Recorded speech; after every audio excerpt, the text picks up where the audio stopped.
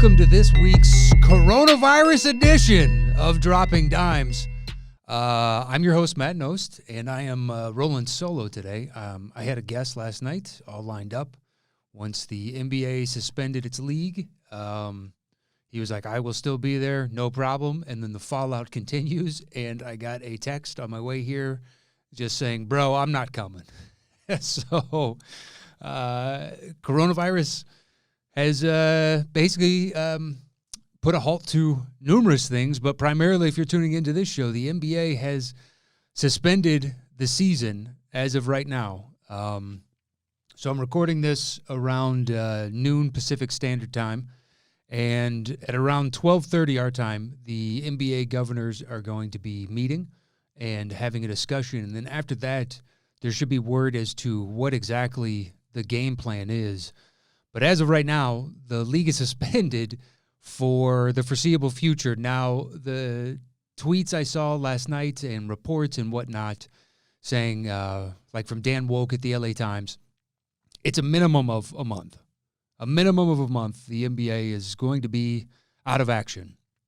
But if you use the CBA, the Chinese Basketball Association, as any kind of template, then this could go to 2 to 2.5 months. They stopped at the end of January, and they're just now gearing up. I think they might just now be resuming. So that's about 10 weeks.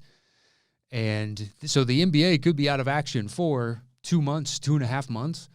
And the repercussions of that, man, that's going to be huge because tons of questions arise. Do you finish out the final X number of games, 15 to 20 games for all teams? Or do you just abbreviate that down to a handful of games and then we start the playoffs? Do the playoffs have their full run? Do you have the rest between all the games? How long do we let the season run at this point? Is it going to go into, say we go out, 2 months and they come back and they play the regular season and then they go into the playoffs? We could be having games through August, maybe even September. Who knows how far this pushes out? And some people would say, well, why not just, once we resume, we just start the playoffs right then and there? Sure, that's hypothetically possible. The downside for that is the league is going to lose a lot of money. If they were to cancel the season and just start the playoffs, the figure I saw, I believe, and this is just off of memory, is $500 million in lost revenue. And that will directly affect next year's salary cap plus luxury tax.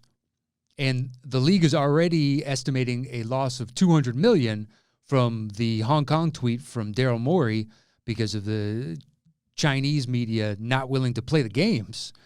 So they're talking about, hypothetically, worst case scenario is $700 million loss to the overall, pile of money that the league divvies up between teams and players.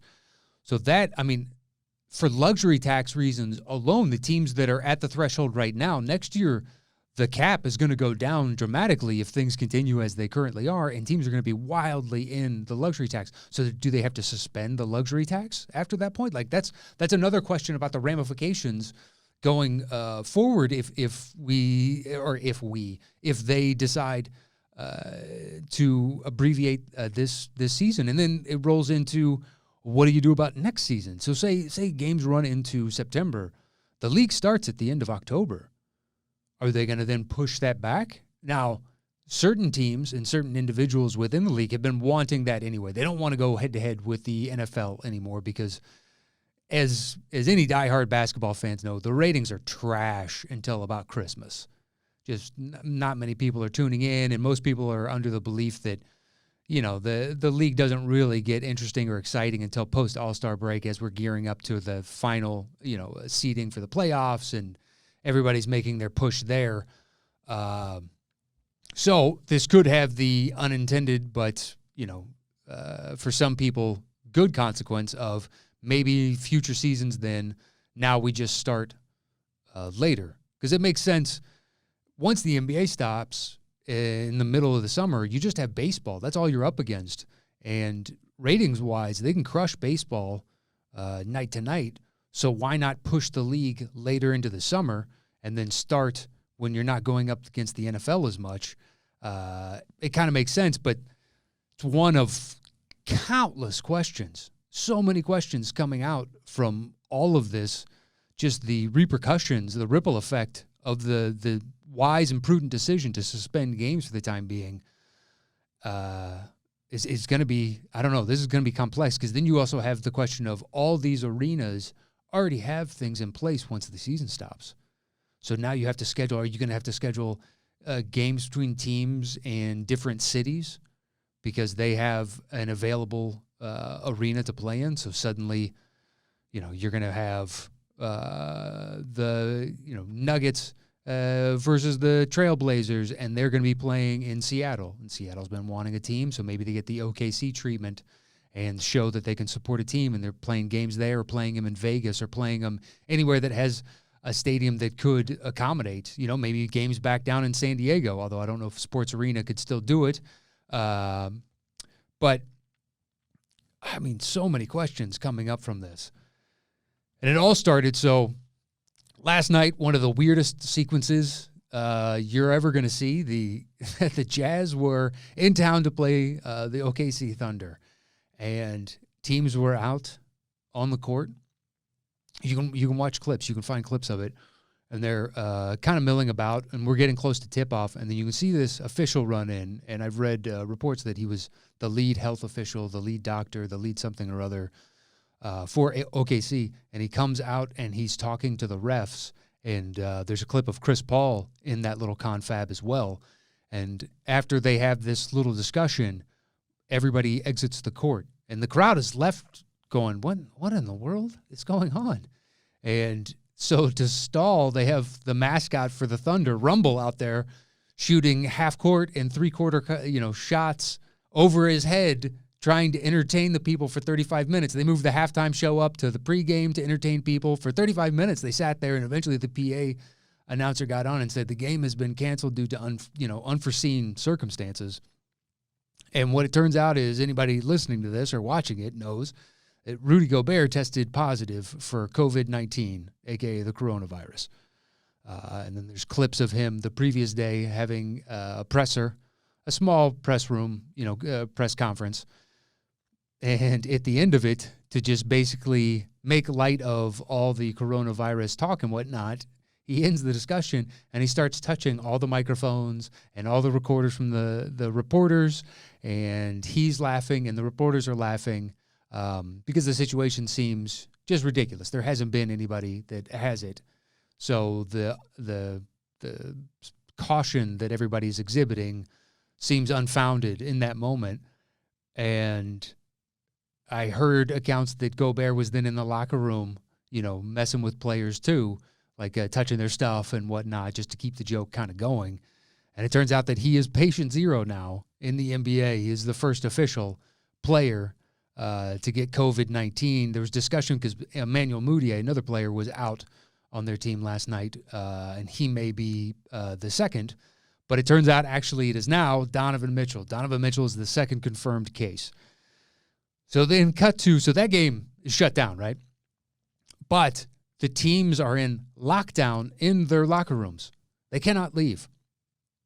And they're wondering why. Why can we not leave? Let's get out of here and get to a place that we know, is safe.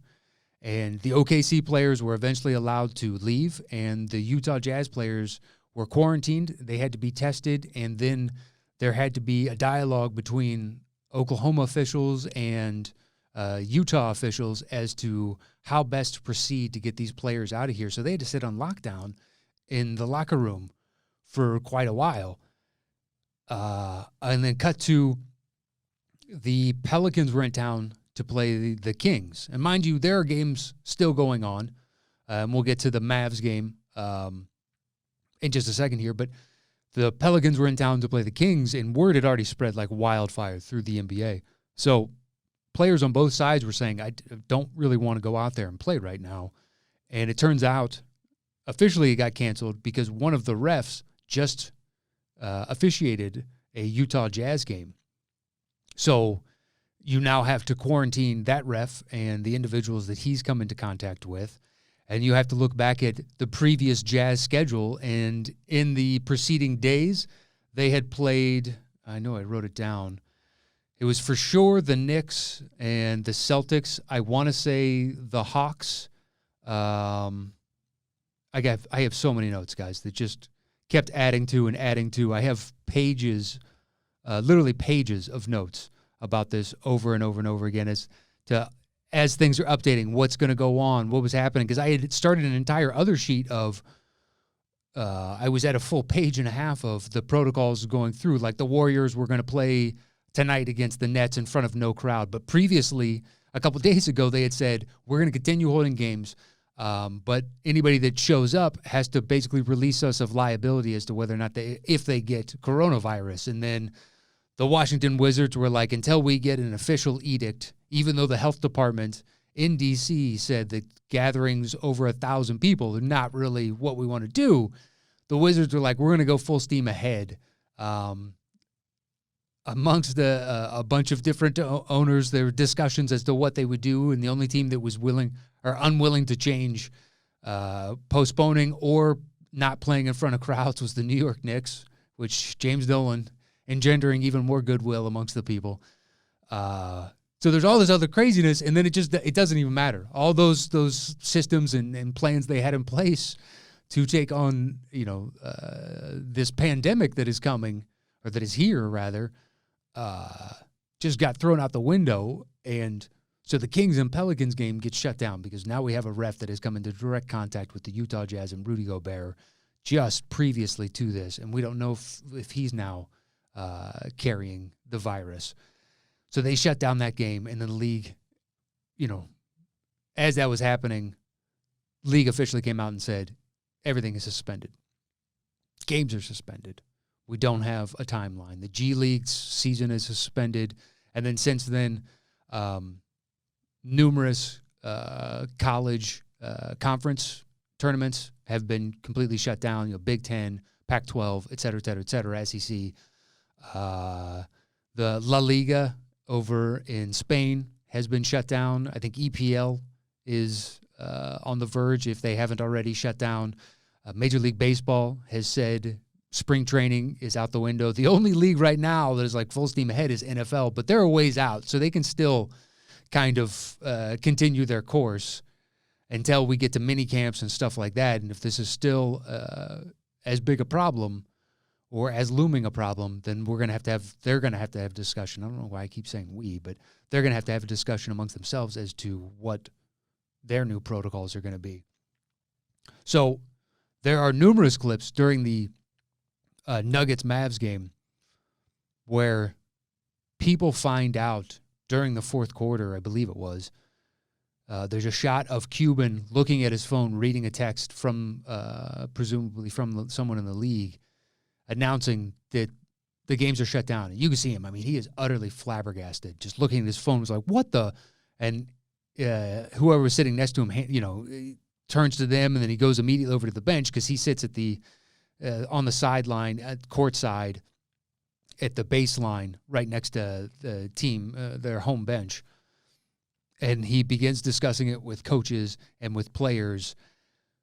So during that, final 10 minutes or so, I believe, of the fourth quarter, all the players, all the refs, all the coaches, the front office, everybody to do with, they all know at that point, and they have to close out this game knowing the league is suspended. We have patient zero in Rudy Gobert, and everyone is on lockdown. And they interviewed, which you can find, Cuban. They interviewed him moments after he gets this text, and he's standing down there, and the reporter is talking to him. And one of the things that Cuban has mentioned post and did in that interview, and I'm going to quote it directly here, is he mentioned the people that work here on an hourly basis, this is without prompting or questioning, just brought it up on his own, said, we'll put together something for them. In essence, we're not going to leave them high and dry. And God, I hope other owners do this, because numerous employees, they have so many that are, work concessions or work security or take the people that take tickets or ushers, or all those individuals are hourly employees, and this is income that they rely on, just like anybody. This is their job. And to shut this down, I mean, what are they supposed to do? It's not like anybody's hiring, because a general shutdown is happening with numerous businesses. I've gotten texts today about various clubs here in town, comedy clubs, that have just flat out, like, we're not doing any shows until April. Like at the store, the Comedy Store, the main room and the belly room flat out shut down till April. The OR is still running for the time being, but my guess is that shuts down as well. And all other major venues here in town, I'm sure, like the Wiltern or the Viper Room or anywhere that has people congregating in close proximity like that, it's going to have to shut down for the foreseeable future. So these hourly employees are getting directly affected. And at least Cuban is, publicly stated, and I'm sure he will follow up with it, is going to try and do something for them. And I hope other owners follow suit. I know, you have no real liability for this. They're hourly employees. It's not like they're salaried, but the salaried are protected because they still get their paycheck. So hopefully the other owners take that into account and try and help these people in a weird time. I'm 41. This has never happened. The NBA has a contingency plan in the event of a team dying, because it was in 1960, the Minnesota Lakers, their flight had to make an emergency landing and scared the living hell out of everybody. So the NBA put into protocol what's called a disaster draft, where if a team loses, I don't know if it's the entire team or if it's the preponderance, the specific threshold they have to meet, but then the league has a disaster draft where they can draft from existing teams and get players so they can still have some sort of team to put out there, and the league would continue on. And there is no pandemic contingency plan that I know of. I mean, internationally, we haven't faced something like this to this degree since the Spanish flu in 1918. It's been a long time. Now, there have been other occurrences like MERS and SARS and, other epidemics like this, but they didn't spread to the degree that we have now. I mean, at a 4% roughly mortality rate, this thing is no joke. And, it's scary to think about. But the league has, as far as I know, and I looked it up as best I could, trying to find available resources online, there's nothing. So they're putting that together, that conference call that's supposedly happening in about 15 minutes.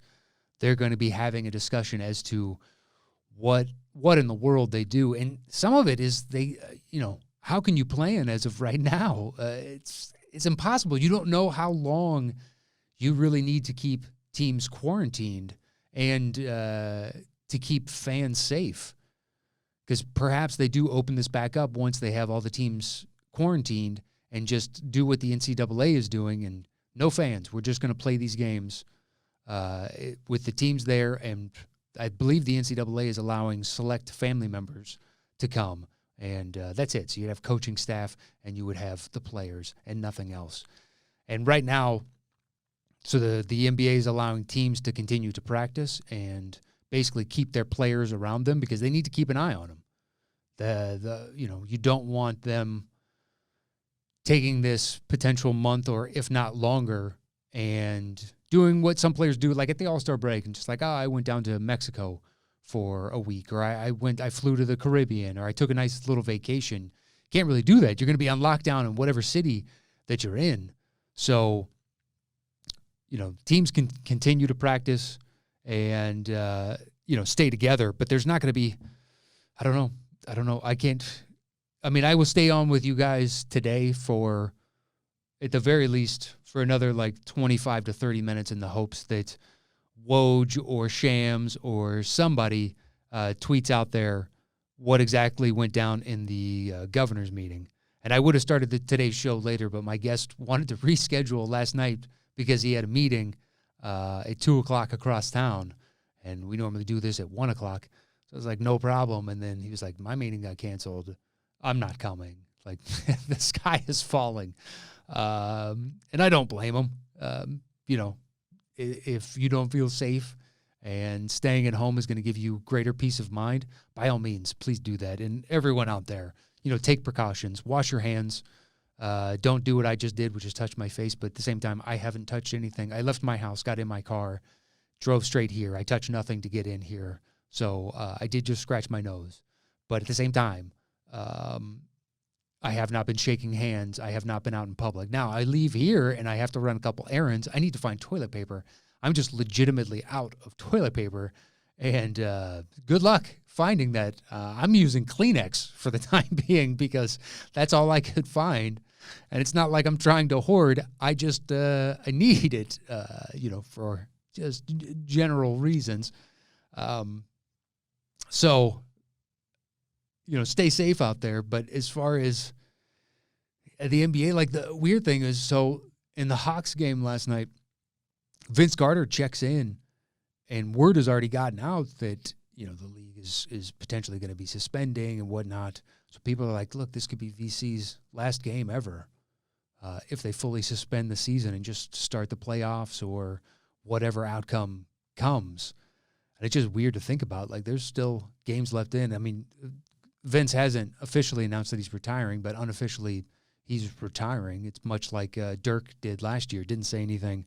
And then maybe once the season comes to its finality on that last home game that he has in Atlanta, he was anticipating or intending to announce to him, hey, it's been, you know, a great 4 decades. He's the only player that's ever played in 4 decades. The late 90s, 2000s, 2010s, and now the 2020s. To close it out there. But it was just weird to see all the speculation of, is this Vince Carter's last shot? And he made a 3. But I just the finality potentially of that outcome, it's just weird. It's a lot to absorb. Like, as soon as the NBA announces we're suspending games, you have a million questions. What does that mean in general? But there are no answers as of right now. And I don't know, even after that Board of Governors meeting, there's going to be really many concrete answers, because I don't think they can definitively say how long they need to quarantine unless they know when we come back we're going to be playing in front of no crowds, and we could limit the exposure and liability of the players themselves. But the unintended, so if the league does then start back up, say roughly in a month or whatever the duration of time is, this is kind of super interesting as far as injuries go, too, if you think about it. Now LeBron gets his sabbatical in the season, which, you know, he had to kind of disappear a lot before in the past and got, because he's LeBron. But, you know, he can get healthy. I went through the injury report of every team last night to see, you know, who is basically going to benefit from this. All right, so here we go. So Ben Simmons has that lower back impingement, and he's out for a minimum of at least 3 more weeks. And there was speculation, you know, yesterday before this came down, like even after 3 weeks, it may not be enough time. But if he is just allowed to rest and rehabilitate for minimum a month, he can come back and be right as rain. What if it goes 2 months? You know, because with a back, you just don't really know. I've had minor back troubles in the past. I've had other more serious ones. But I had to see a back doctor at one point, and it was just kind of one of those things of, you need to do X, Y, and Z, but primarily it was rest. Just try and rest. And, you know, for Simmons, like, he's going to get all the rest that he needs. Does Clay now finally play this season? He'll get an extra month to potentially 2 months to 2.5 months of rest. And it'll be almost a year at that point. Close to. I mean, he had the surgery. You have to wait. After he blew out his knee, you have to wait for the swelling to go down, and then you can have the surgery. So that was in July. But with, you know, the advancements and whatnot, there was already speculation, advancements within the surgery itself and the recuperation, recovery time, etc. There was already speculation that he maybe plays at the end of the season, and then Kerr not long ago shut that down. It was like, he's done for the season. But if the team got an extra 2 months of rest, 2.5 months of rest, something, extreme like that. I don't see why you wouldn't run him out, because then you could at least see what you have with Steph back at health and Clay, Draymond back at full health, because, basically he's been game time decision on and off now for a while, to see what they're like with Wiggins and potentially better inform them as to what they need to do in free agency to make a competent team for next year. That does Clay come back? In last night's game, you could see in the Mavs-Nuggets game, Luka went up for a dunk at one point, and he's already wearing a wrist guard on his right wrist, and he throws it down. I mean, just hammers it. I want to say it was against Jeremy Grant. And as soon as he lands from that, you can see he instantly pulls his right arm into his body and is kind of grimacing ever so slightly because his wrist or his hand is already kind of, wonky. This extra time off maybe gets him the rest he needs to come back 100% health. And that there's a lot of rest implications for potential runs at the playoffs here over and over and over again. Like Malcolm Brogdon for the Pacers is out. He was already listed out minimum till March 21st with a quad injury, and he's probably going to get at least a month off, come back, good for that. Lou Williams has been day-to-day, game-time decision-ish for a calf. Not a problem. Kawhi gets more rest for his, I don't know, is it tendonitis, whatever exactly he has in his leg, gets a little more rest there. PG gets a little more rest after all the reconstructive surgeries. Don't worry, that's allergies, guys. AD has had shoulder problems, plus he was a game-time decision last night with elbow soreness, probably from that dunk from like a week ago where he was getting challenged and went up and threw it down hard, but you could see when he came down like he was kind of flexing his arm and grabbing at his elbow, and he gets the extra time. With Memphis, who is holding on to that 8th spot as best they can and trying to hold off, because there's a 4-way almost tie for the 9th with Portland, Sacramento, and the Pelicans all they're all tied at 21.5 games back of number 1 overall. And then right below them, the Spurs at 22 games back. So there's a half game difference between those 4 teams, and they're all trying to get that 8th spot. And Memphis has a couple-game lead there. I can look it up specifically. But Jaren Jackson Jr., Memphis's team was up and down when he was out. They put together some wins eventually, but the first few games he was out, they were just not scoring nearly as much, basically because defenses could just fully key in on Ja Morant and be like, anybody else can beat us. So now Jaren Jackson Jr. gets the extra rest, and is that enough to basically help Memphis secure that 8th spot? I'm sure the league would prefer it to be either Portland, but primarily I would assume New Orleans, because then with the storylines with New Orleans, they'd have to play the Lakers in round 1, and you got all the AD's former team, all the former Lakers on the Pelicans currently, Zion, the biggest of all those reasons. There's a lot of drama and storylines within that. But if Triple J comes back fully healthy after this suspension of games, is that enough for Memphis to hold on to that 8th spot if they resume the regular season as it is? I don't know. That's a great question, but it adds more intrigue to the league overall. Jimmy Butler was a game-time decision with a toe thing, but it gives him more time to rest and potentially on his hand as well. You can go and look at the numbers, and since he injured himself, I think it was last season, his three-point shooting has been atrocious this year. Last I looked, he was down to 26% or so, which is not good. So is that extra little bit of time maybe gets him back into feeling better? I don't know. Let's see. Ben Simmons' running mate Joel Embiid usually has some sort of health issues. So this time off could give his body the rest it needs, because it's a big man running up and down that court. And is this enough to get him and the Sixers fully healthy going into the home stretch of the season and or the playoffs or whatever happens after this? I don't know. Great question. Giannis just had an MRI on his knee from that that scary fall. He went down where it looked like he was tweaked, and he was reported as saying when he went in for his MRI, like basically he was scared shitless because he didn't want any bad news. And it came back that it wasn't anything catastrophic, but this extra time off just fully ensures that that knee is going to have all the time it needs to rest up and be 100% right, as opposed to needing to push, because for the first time ever, the Bucks this season had a 3-game losing streak. And interestingly, there's only one team in the league that does not have a 3-game losing streak this year. Only one, which is the Dallas Mavericks. They're the only team that doesn't have a 3-game losing streak. Does that mean something in the playoffs? I don't know, especially with the extra rest for Luka. Makes it interesting.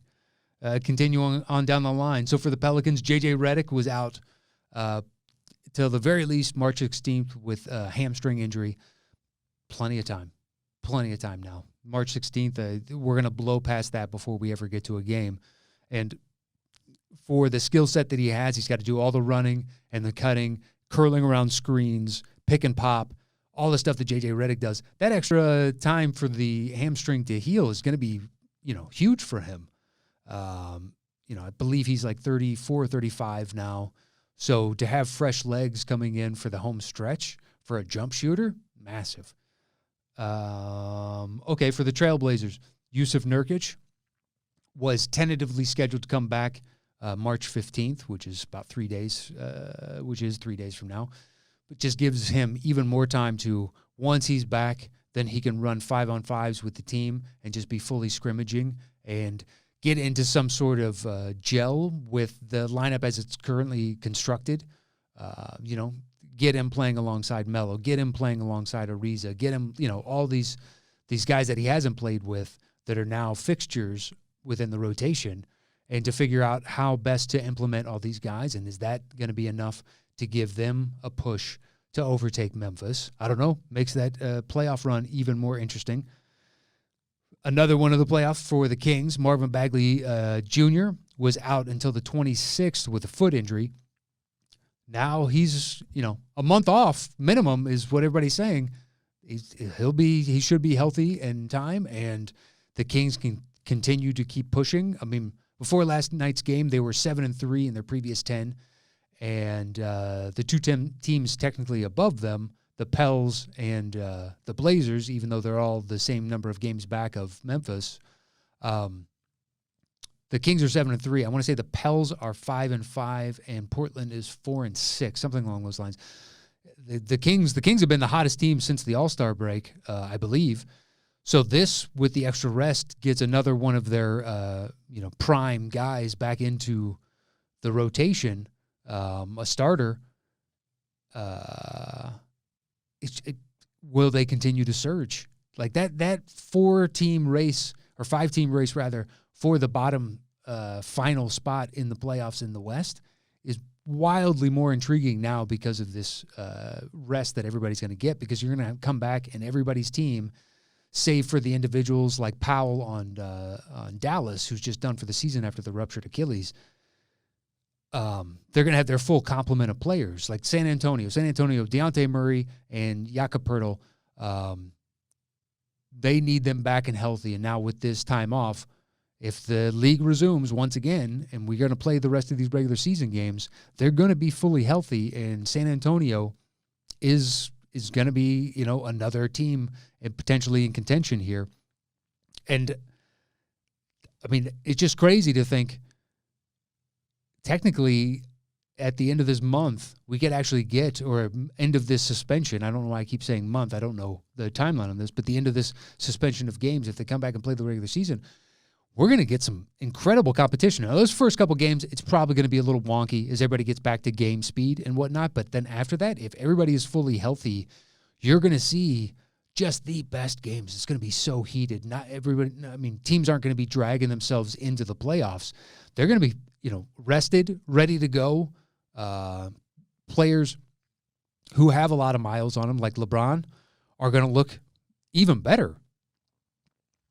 Which that was the second part of what I wanted to talk to today before the league suspended, was why is the MVP race this year such a foregone conclusion for Giannis? Because the Lakers have closed the gap now that the Bucks have lost 3 straight, you could make a genuine case for LeBron. And it'll be interesting after this suspension if they come back once again and play the games. I need to just stop saying that because that's kind of, at this point, all I can say.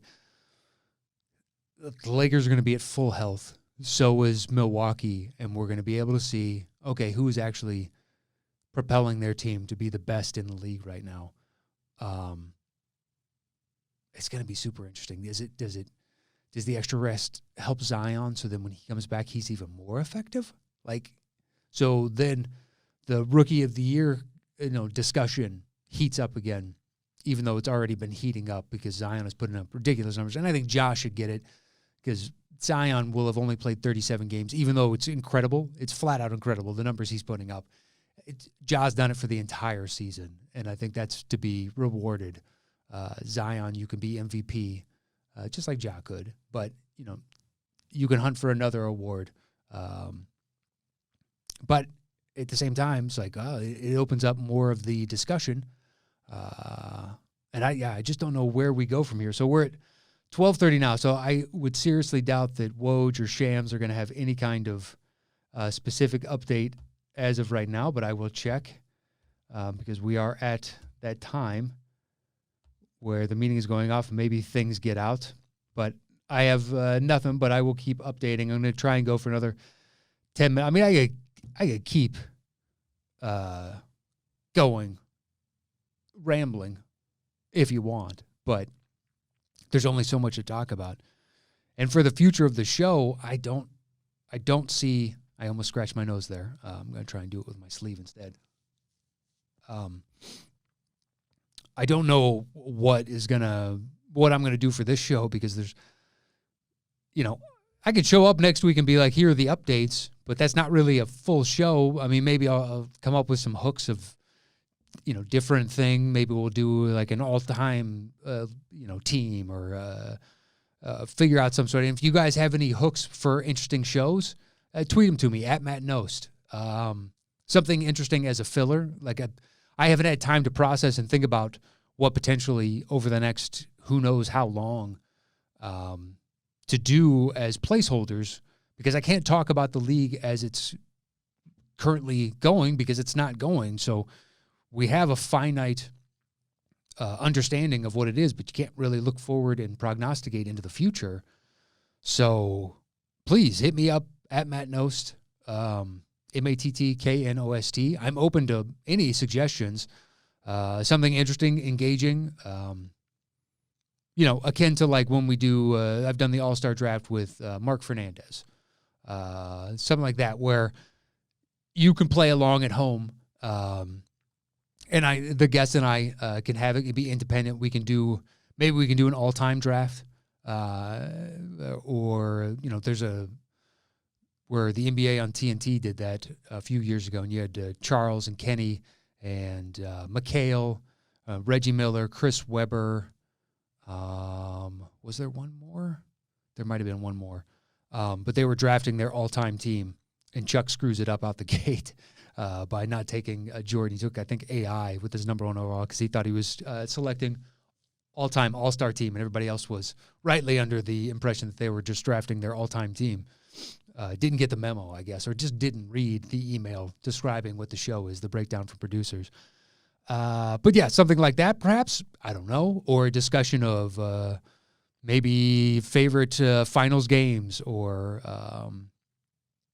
I once again, I have no idea, but please hit me up at Matt Knost with any of your ideas. I am open to all of them, and I will assess and figure out what exactly I want to do with this show going forward. We're a day late today hearing this because I was out of town the past couple of days, but that's rather fortuitous, actually, because the more monumental happened last night, and that's what we should be talking about on this show. So, yeah, I will try and figure out what exactly for you so you still get your NBA content. Technically, the season is still going on. We haven't crowned a champion just yet, and perhaps we won't this year. I'm not entirely sure. I can't imagine that's the case. I think, too many people will be worried about legacies and records and all those things, which rightly so. But yeah, I'll have to figure it out going forward. One interesting little wrinkle from this. So I found this online last night.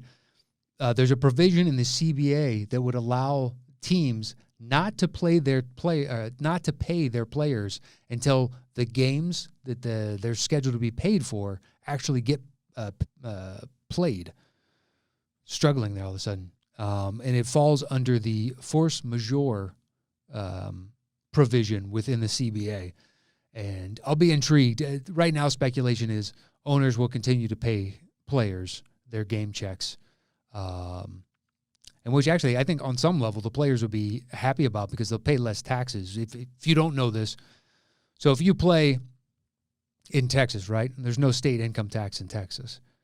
But then you go and you play in Florida. Say you're on the road. You're the Rockets and you're playing on the road in Miami. You have to pay state taxes and potentially city taxes to get that game check, even though you're an employee of a company in another state because you're generating income in that road city. So all these players get, a lot of times, if you don't play in certain states that don't have, actually, I think Florida, that might be a bad example because they may not have that tax as well. Okay, let's just say the Knicks. The Knicks definitely, without a doubt, have that tax, as does any team in California has, those specific taxes. So take a California team. Let's take the Clippers.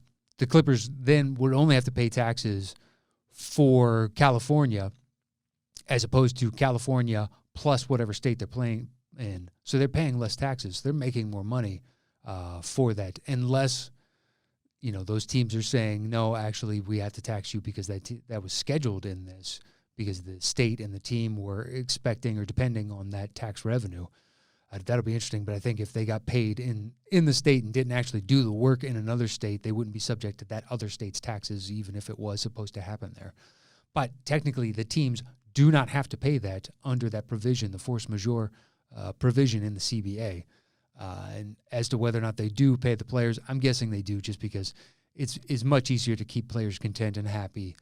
There's no point in pissing off your team for something like this. Maybe you stretch it out. Or let them know you're getting a lesser amount now because eventually we'll resume these games. So basically it's kind of like the stretch provision that they can do for bad contracts. They can do a stretch provision for the rest of this season and just like, instead of making, $100,000 for game X, you're making 50 now and you'll make 50 when you actually play that game and you still get your checks. But there's also a cool clip of Devin Booker was on Twitch playing. I don't know what he was playing, actually. It looked like Call of Duty, but I don't know. I haven't played video games in a while. But he's on Twitch playing, and somebody comes in off screen and, kneels over next to him, and he suddenly sees that Rudy Gobert is patient zero, and the league has now suspended all games. And at that time, he, like I did, was under the belief that potentially Emmanuel Mudiay also had it as well. I haven't heard anything about Mudiay yet, just that Donovan Mitchell is the second confirmed case.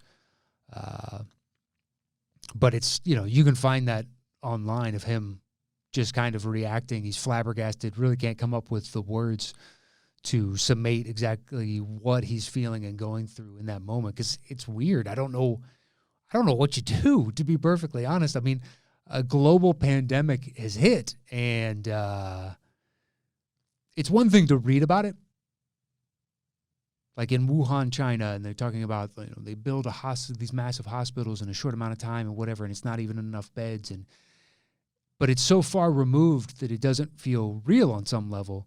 And then, like if you're in Italy and they're shutting down the country of Italy, and German Chancellor Angela Merkel is like saying that in essence she's anticipating potentially 70% of the country contracting, COVID-19, and then our president going on and making a national address shutting down travel from Europe to the U.S., but the UK is fine.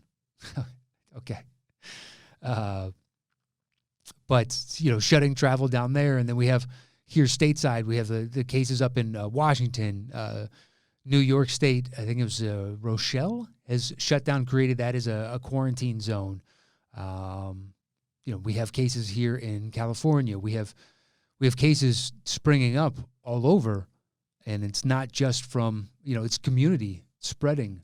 And I can understand why Booker was so gobsmacked, because the reality of this finally hit home for him specifically. And I think after last night, the reality has hit home for a lot of us.